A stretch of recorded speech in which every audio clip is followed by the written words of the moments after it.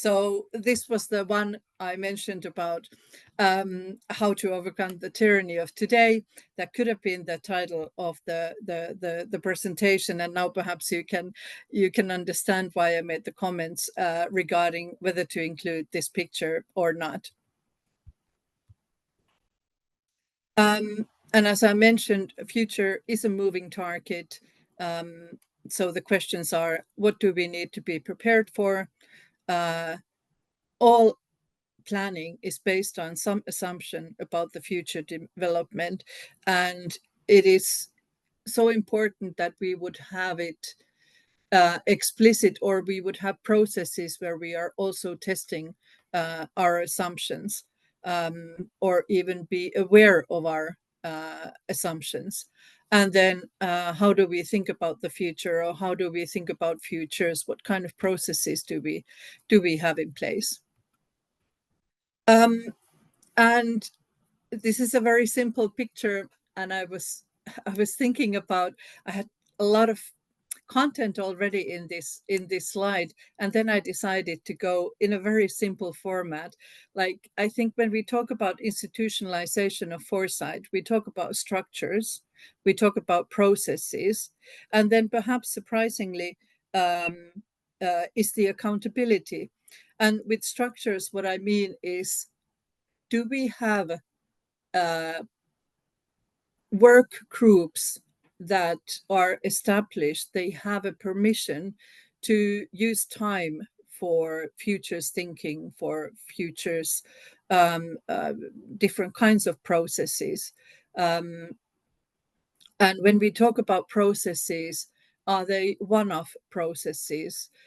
Do they have a start and then finish? And then you might have to ask for permission for a new process or a project. So what is the continuation of our internal processes doing foresight? And then the accountability, kind of the question, what is it good for? What is it used for? What is the impact of all of our work? Does it make a difference? And I think by showing the example of how this is done in Finland, we can also kind of establish that all these three are needed in order for us to have a good institutionalized foresight in place. I think for many,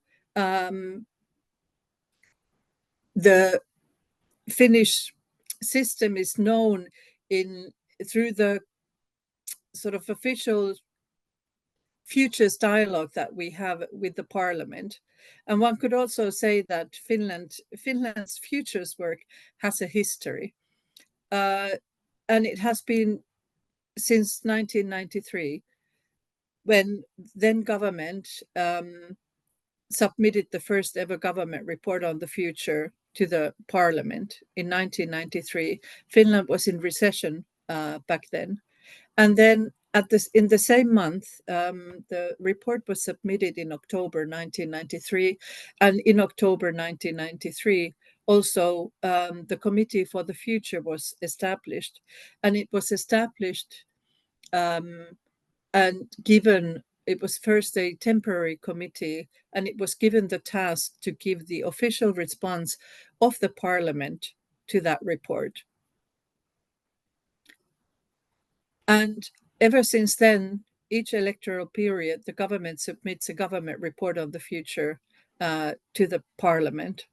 Now, in October this year, the Prime Minister presented the report to the parliament, and it is usually presented always by the Prime Minister. It is presented in the plenary session, and after the Prime Minister has presented the report, all political parties give their group comments on the report. And after that, all individual members of the parliament are able to comment on the report. After that, it's officially sent to all the committees, and all the committees in the parliament make an active decision whether they will be making a statement on the report or not. And if they start to have hearing processes, they will send their comments to the Committee on the Future or for the Future, which coordinates the parliamentary response. At the moment, we submitted the report in September to the Parliament. It was presented in October by the Prime Minister and sent to all the committees. And we expect to get the official response of the Parliament back sometime in May next year. So now, for example, I think I have been in some 6 committees for a hearing. For example, last week, for the first time in the over 30-year history, the Committee for Defense had a hearing about the report. And actually, their statement about the report is also already ready. So when the committee is ready with their work and they have finalized their resolutions, the resolutions go to the parliamentary plenary session where they are confirmed, and then they are automatically sent to the government, and then we confirm them in the government plenary session. And why this matters is that the government then reports every single year in the government annual report about the progress and measures regarding the resolutions. What has the government done regarding the resolutions that year? And the Committee for the Future can then have a debate, a discussion, whether after they read the response of the government in the government annual report, whether the resolutions remain in place, or if the Parliament finds that the resolutions have been adequately implemented, and then they can be deleted. Sometimes the Parliament keeps the resolutions alive so that the government needs to report next year about the implementation of those resolutions again. Quite a long sort of background, but this is really essential to understand the Finnish system and why this is the backbone of the Finnish government foresight, or actually all kind of sort of state foresight. It's around this government report on the future. And through these hearings, first in the government, when we prepare the report, we have had hundreds of people participating in the preparation. And now through the hearings in Parliament, there are again hundreds of people participating in those hearing processes, and also within Parliament, when it's going through different committees, there is active dialogue on futures issues. The change that we have made since 2 government terms is that the first part of the government report on the future is done with all the ministries. Previously, it used to be one singular topic, and it was usually outsourced.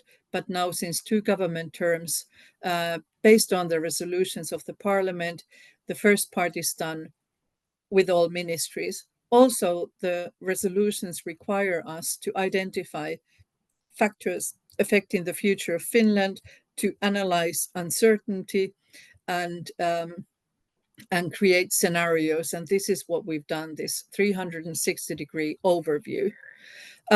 Also, foresight is a very essential component for strategic decision-making, and it's a key element of preparedness and resilience, and its importance is only rising. The report establishes the shared foresight and operating environment sort of knowledge base for the government, and it's used to support the strategic planning and decision-making of the cabinet and the entire government. So when we think about the things that we know or don't know, what we have tried to do in the government report on the future to really go and cover all these different aspects, to cover the known knowns, to cover the known unknowns, unknown knowns, unknown unknowns. I know I've presented this slide very often, but I think like if we would have to show one single slide what we have done and try to convey like um, what the work entails, it's kind of these all four elements. And very often in foresight and in government foresight, there is the tendency just to stick to the known knowns, to do that strategic operating environment analysis, do the horizon scanning, and that's good. That's kind of the first step, but it certainly is not enough. We have to also in government really in a very structured, systematic manner analyze uncertainty. So the non-unknowns is really about just dealing with uncertainty to understand what is the essence of the uncertainty in those different aspects, and then to create those hypotheses moving 20 years forward. And then that unknown knowns, how to create processes where which are participatory, not only within government, but that also include citizens, that include researchers, other experts. And this is what we have been able to do in this process. And then here we partnered with the German expert, Dr. Karl-Heinz Steinmüller, who wrote the piece on the wildcards that is now in the report. But we also need to develop our own capacities more in these, whether you call them wildcards, black swans, disruptions, or strategic shocks, that is very essential. Going through the government process, the scenario process, what we have done is that we have identified the factors affecting the future of Finland. We have created systemic understanding and identified critical uncertainties. We published this rather lengthy report. It's about 500 pages last year. And it was covering the geopolitical, economic, societal, technological, environmental, and legal changes. And this is the work that is now being, at the moment, actually updated. So we have been able to move on with this continuous horizon scanning. We were supposed to have a digital platform already in place this year. Unfortunately, that didn't work out. We hope to have it then in operation next year. But now the whole work is kind of starting again, or not starting again, but that we have been able to start the process of updating the text on these 26 factors where we deal with demography, migration, urbanization, inequality, human capital, competence, RD&I, well-being and health, values, attitudes, worldviews, lifestyles, disruptive technology, space, global economy, work life, green transition, circular economy, global warming, biodiversity loss, deterioration of the environment, strategic competition, EU, security, Russia, US, China, Arctic region, and then rule of law and development of democracy. I was hoping we would have this report published in English by now. It will be published latest by the end of the year. Then looking at the projections, alternative developments for critical uncertainties, morphological analysis, the scenario logic, chains of causality, and roadmaps. So here is one example. We analyzed Russia.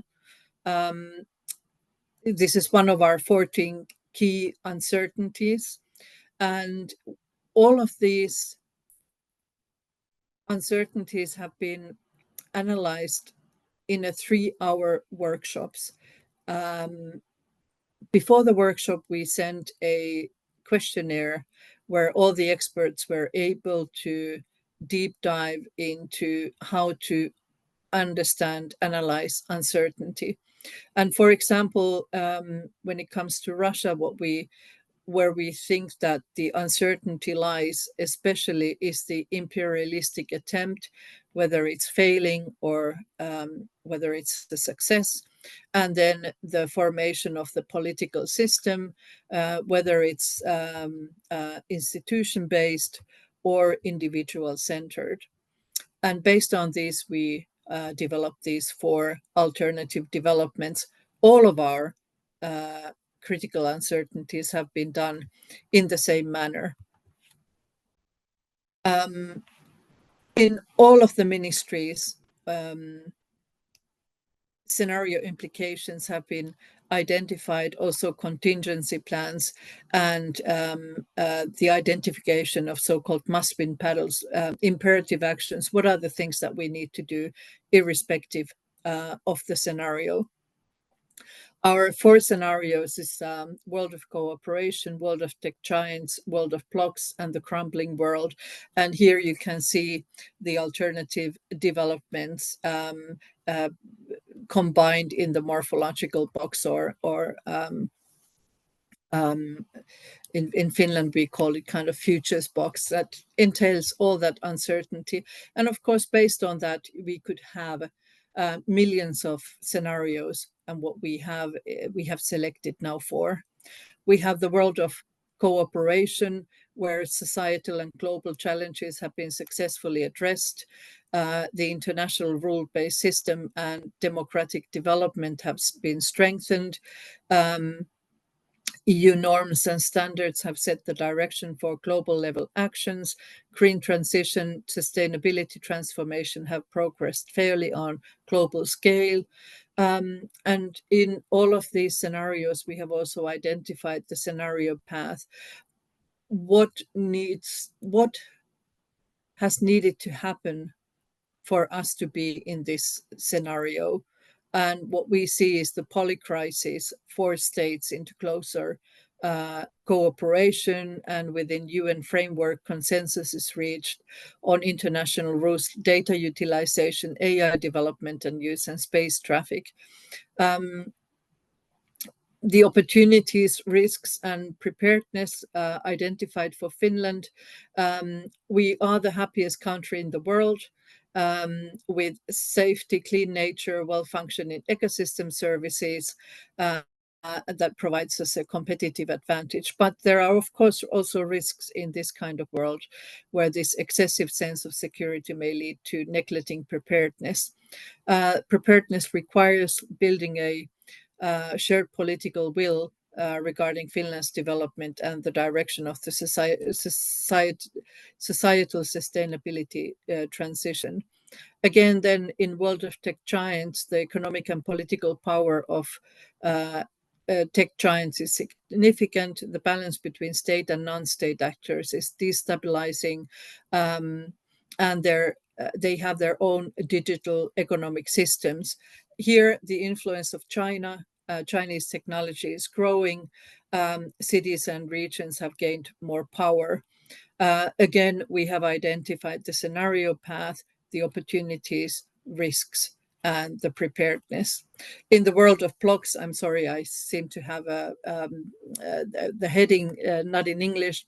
The competition revolves around control of resources, technology, and geopolitical influence. Politics is driven by national interests, nationalist thinking, and actions are emphasized. We have a US-led majority of democratic states and authoritarian bloc led by China. Competition in the Arctic has intensified and global economy becomes regionalized.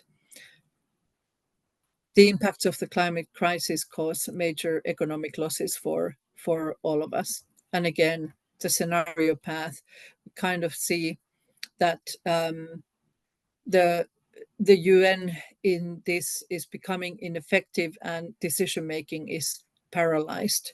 International norms are not followed and no consensus is reached on new rules. For example, the next agenda or what comes after Agenda 2030 would be very difficult in this path. In crumbling world, it kind of starts with the climate warming, which is irreversible, and we will have an ecological collapse, and that is threatening to simultaneously bring down social and economic systems. Conflicts, hybrid influence, and wars are widespread, and these are creating existential insecurity worldwide. Again, the scenario path, opportunities, risks, and preparedness. Then, as I mentioned, we have already started with this continuous monitoring of the operating environment, and we will have a system in place where we have a reporting to decision makers in a structured manner. And with all of this continuous and cross-governmental foresight, what we can do, we can have this creative and structured discussion about the future, identify the changes, connect singular events in the environment to a broader context, and we have been able to create this framework for monitoring of the environment. This is feeding into multiple planning processes, government strategy sessions, sustainability review, strategy work, policy planning, law drafting, decision-making processes, risk and crisis management, situational analysis. And in the report, I hope also the government report on the future will also be published soon, latest by the end of the year. And here in the chapter 10, we have been able to identify and already communicate the concrete examples, how different ministries are using the report.